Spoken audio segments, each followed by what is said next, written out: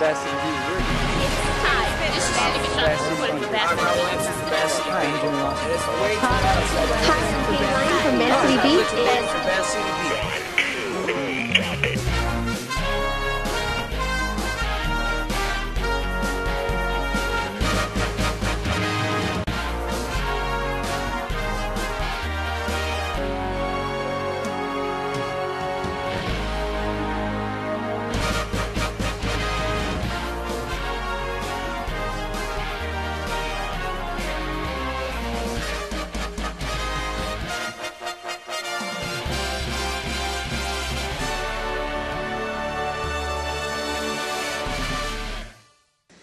Hi, I'm Jessica Wennmacher for Bay City Beat.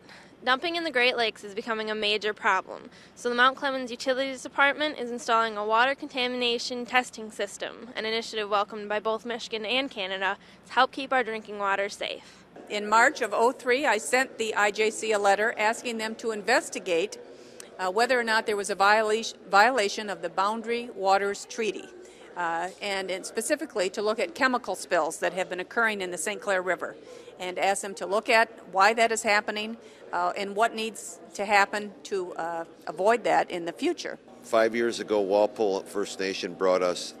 I asked them, because we developed a relationship with them, how many spills have happened on the St. Clair River that you've been notified? And they came to a meeting 5 years ago and handed us 600 spills. And a lot of those spills, they had to close their intake. I brought it to the officials on our side, and I said, how many times have you been told any of these spills? And the answer was 0. Candace has worked very hard to secure funding and to work with the Canadian government and the joint international committee to monitor the spills in the Great Lakes.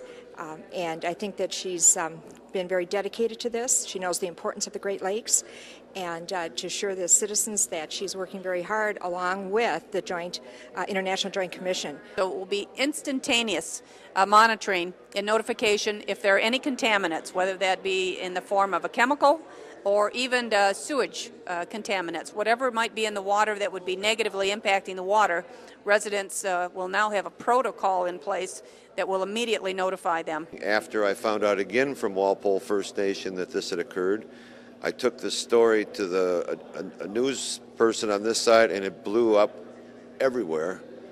It ended up in all the papers and on TV.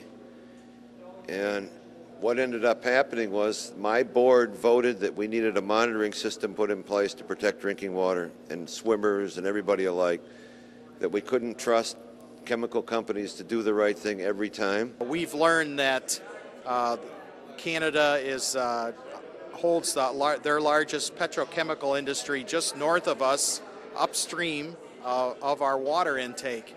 And they've had several spills that have either gone unreported or have not been reported to us, the officials that are utilizing the water on the American side.